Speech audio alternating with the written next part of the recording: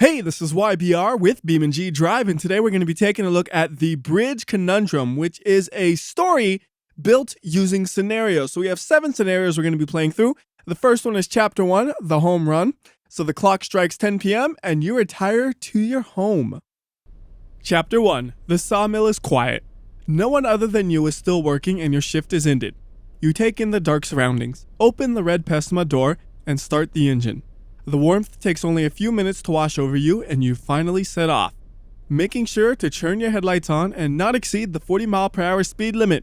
It is time to go home. So headlights on, and we'll just use the regular headlights, and since this is all story-based, we'll do it from the interior camera, at least for now. We'll probably use a little bit of both, but right now we're going to start with the interior camera, and just going to drive home, and I will be careful not to accidentally speed, because if you do accidentally speed, you'll see you get this little countdown, and if you speed for more than that amount of time, you lose. Thankfully, though, that's only on the very first chapter where you have to worry about that, and I'm not looking at my speedometer at all, so that was really dumb. I almost really actually got myself a loss right there. Now I'm going to actually pay a little bit of attention and be careful with this. So yeah, my guy works at a sawmill, and we're going home, and now this is pretty dark, but I'll lighten it up a little bit for you guys out there watching, so it's a little bit easier for you to see it, because YouTube's compression, all that makes it even harder to see when things are dark. So I probably have a little bit less visibility than you have as you're watching this video. Not all of it's at night though, just some of it. It actually starts at night and then it slowly works its way to not night. And this is totally the way I commute home in real life. Like every time I see a corner, I'm like, I'm gonna nail the apex! And I just go my tires right over it. And probably really have the chance to damage the suspension in real life by doing that all the time, but it's totally worth it. And when I see my home, I accelerate, and then I stop by crashing. Yeah, totally unnecessary to arrive home like that, but we have arrived home, and it took us 1 minute and 21 seconds. Imagine if your commute was that short. Oh man, I don't even know if I would need a car. I would just use a bike if I had a commute that short. Anyways, let's go and go to the next chapter, which is Chapter 2, Midnight Disturbance. A nearby tree wavers in the distance, and a phone call reveals its movement. Chapter 2, a phone call. The bridge is all that a raspy voice says. Alarms in your head go off, and panic liquidates you. You rush to your car and turn on your headlights. Boop, boop. You have a bad feeling that something bad is going to happen at a moment's notice. You seem to feel scared, petrified, glued to your steering wheel. A massive explosion and a bright light turns you to the left, and you know that this is the beginning of something terrible. Now, it says turns you to the left, but we actually go right. I'm not exactly sure why. Anyways, away we go, and this one, we'll use the camera behind the car, and I'm going to use high beams on this just because when you're inside the car, it's pretty easy to see things with the regular lights. When you're behind the car, it's actually kind of hard to see with regular lights, especially on a road like this. Like, I can just barely make out what the road is and what's not the road, and I kind of have to like look downwards to be able to tell. So that's why we're going to go high beams. And again, you can see more than me, thanks to the magic of editing. Actually, it's barely even editing, it's just brightening up the video. But anyways, gonna go ahead and drive down this road and figure out what that bright light to our left was, which was actually to our right. Going on a bridge. Going on a longer bridge. Like you kind of see there's like a transition right there, and then what is this? There's a truck that has been flipped over, and then if you keep driving along the bridge, there's another truck. What has happened to the bridge? It is broken, and I have fallen like an idiot. Okay, for story's sake, you did not drive off the bridge like a complete idiot. Okay, just remember that. The driving off the bridge is just me being dumb. Anyways, Chapter 3, Innocent Assumptions. The facts of a deliberate scene tell only that of lies. Run. Chapter 3. DNA identification of you, on the car, near the cement, under the bonnet. Everything had been framed upon you. The fingerprints had been forged to look like you. This gives you a clue, as there is few people who can genetically engineer fingerprints, and it gives you hints of a higher power. It will only be a matter of time before the police make their conclusion against you, and so you rush off the bridge and back to your car. You can't go home, so you decide to lay low at the abandoned safe house in the thick forest. Hopefully, you should go unnoticed. So to really go unnoticed, you know what you do? Don't use your headlights, which makes it really hard to see, but thankfully we're actually on a paved road, so we have a little bit of visibility, and I think I should be totally fine driving this without the headlights. I haven't tried doing it before, but I see no reason as to why not. And right there, look at that. It was a ghost vehicle. Actually, those were the cops. They're trying to get me, but they couldn't see me. I don't think it would have made a difference if I had my headlights on or not. But they're driving without theirs. Like, that is a huge safety hazard, cop. I mean, I'm allowed to do a safety hazard because, you think I'm a criminal anyways, even though I'm not. I'm totally innocent. I didn't blow up the bridge. Somebody else blew up the bridge. By the way, if you're not really following what I'm saying when I'm reading the stuff, basically what happened is you got home, and then you heard a bang, so you drove to see what the noise was, and the bridge was broken. And somehow you looked around and you could tell, wait a minute, that's my fingerprint on the stuff around the bridge where it caused the explosion and stuff. Not exactly sure how the dude was able to figure that out so easily, but he's like, that is my fingerprint. The cops are going to think it was me. So now we're running away, trying to hide at a safe house. Because all this is happening within the time of a day. Like, you would think the cops would take a while to actually run the fingerprints, but nah. They're good cops. These are like super cops. Like, I know this fingerprint. It's WhyBeAre. That's his fingerprint. I'm so used to seeing that stupid fingerprint. He's always breaking the law. Let's get him. So, whoa, going a little too fast there. Right here is the house. It's actually a little hard to see because it's blending in, but there's the little house we're going to be hiding in. So now we'll go ahead and go to the next chapter, which is Chapter 4, Revenge's Vengeance. The coincidences the car crash just made me laugh for some reason. I'm like trying to read it and then bang. Okay, the coincidence's inconvenience begins to set. A small flame emerges from the cold metal of a cylindrical future. Hello, cop! I see you weren't happy with me escaping. It's coming out of nowhere and bashing me up. Okay, well, I said what the next chapter was. Let's go ahead and load it up, stupid cop. Chapter 4. Who would have destroyed the bridge? The question had been answered in your mind. Only one person could have done this. Unfortunately, you left your maps of Utah at home, so you must traverse back quickly and quietly. You hear a faint crash of like that of a truck crashing into a building. It is getting late and you are getting sleepy. The mind plays tricks on those who are mentally tired. You get out of your temporary house and open the car door. The light flickers and dies, just like your hope of a way out of this hell. So this one, we'll use the camera behind the car and we'll have the high beams on so I can see things as clearly as I can. So right now we're leaving that house behind. You could just barely make out its shape right there. And we're going to head on home, which is a different path than what we took to get here, because to get here we came from the bridge. So real carefully sneak out there, grab that checkpoint, and gotta remember if I was to go left or right there. I had to think for a second. I'm like, I'm pretty sure it's to the left, and once I started turning left, I saw the red, so I knew I was going the right way. Then we're gonna go ahead and make our way home, and it's not that far away. Although I should really slow down. You can see you can speed here, and it's not an issue. Yeah, it's just the very first one is where the speeding matters, and otherwise go as fast as you want. Ain't nobody gonna tell you can't. And right around this corner, there's my home next to the church. Remember that sound we heard? Well, it turns out the sound was a truck crashing into a building. And that building is our home that the truck crashed into. And I really like that they put the cement blocks all around the truck like that, so it looks like it actually crashed into it and it broke it apart and stuff. And you have like a part of the building that's on the floor. Like, it really just wrecked that house up. And if you're curious of how they made it look like that, well, one thing that's kind of funny is if you hit free roam, it'll show you, because it resets the truck. And how the truck get in that condition? Well, they dropped the brakes right on the truck. And then that's what you see. It's kind of funny. Anyways, let's go ahead and go on to the next chapter. And I gotta yell because the fire always seems so loud, which is Chapter 5, The Satellite. A diminishing foe reaps contrast. The bridge's destruction leads to bigger construction. Chapter 5. Pause the game as soon as it loads, or just reset the scenario once you're about to hit start. A bridge. No 2, no 16?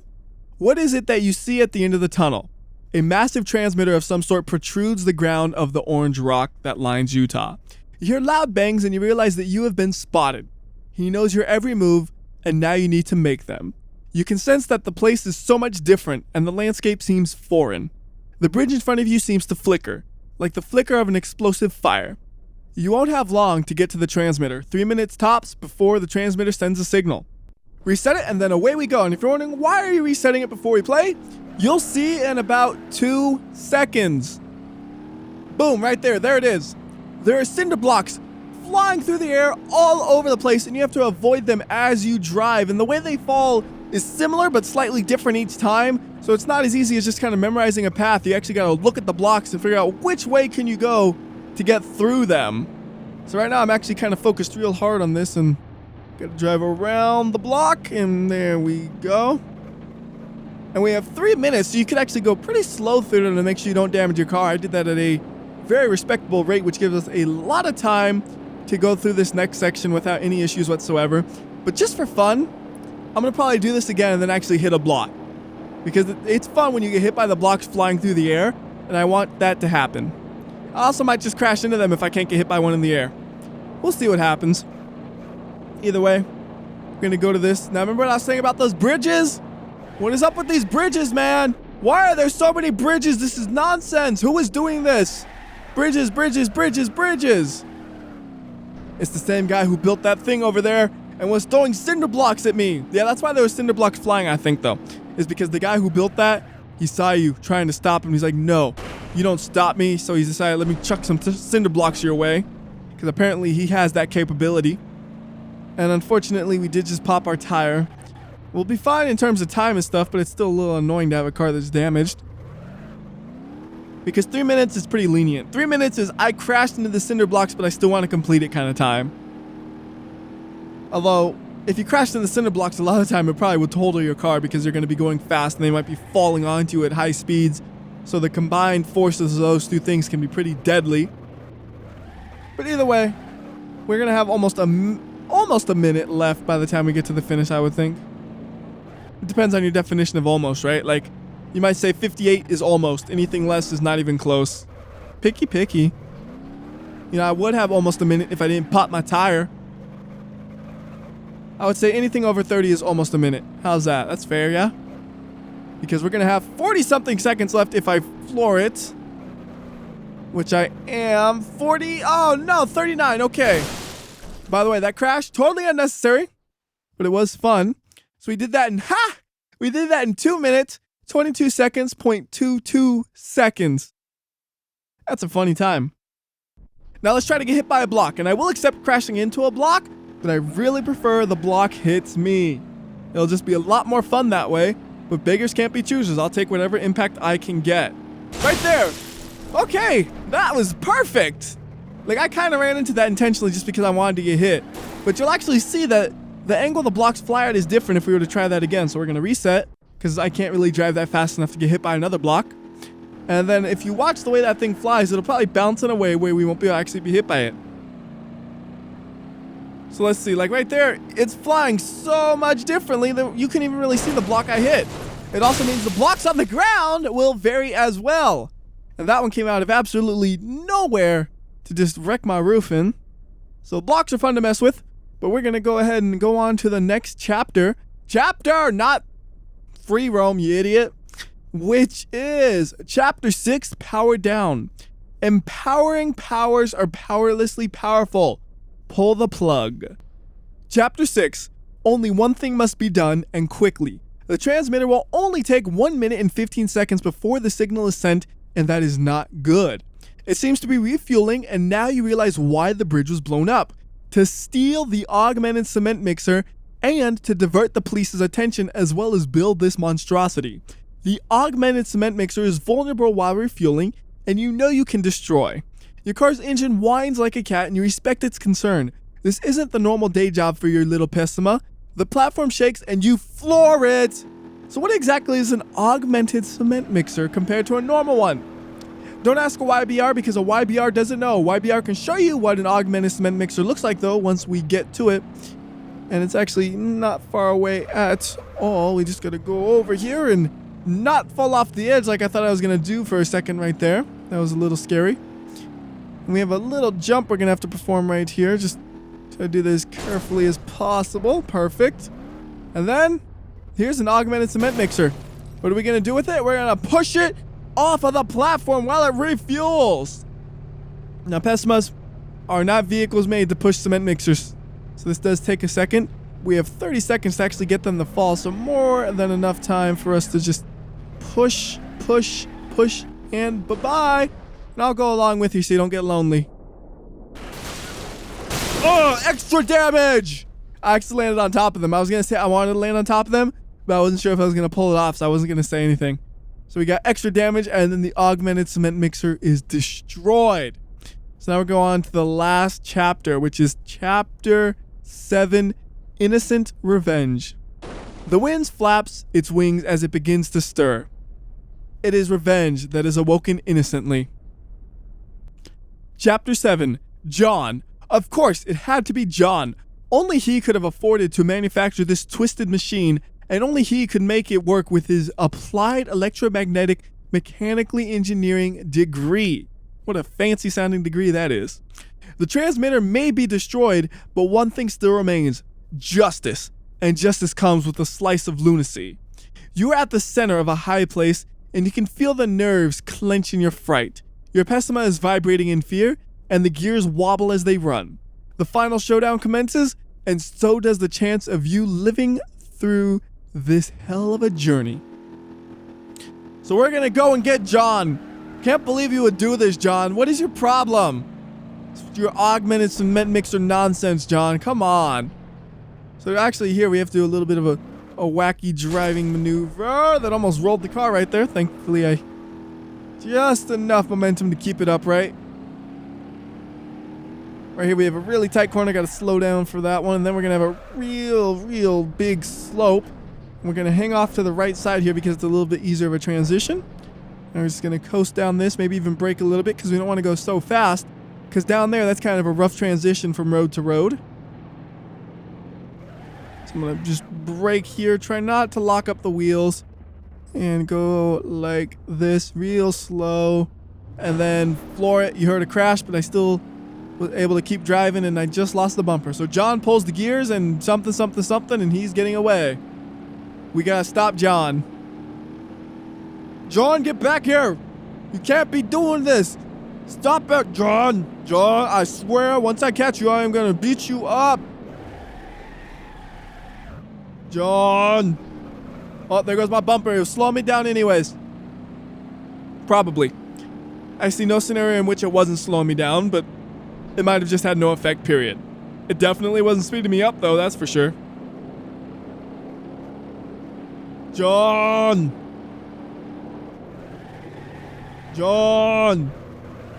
Uh-oh. Oh, goodness, I'm driving bad.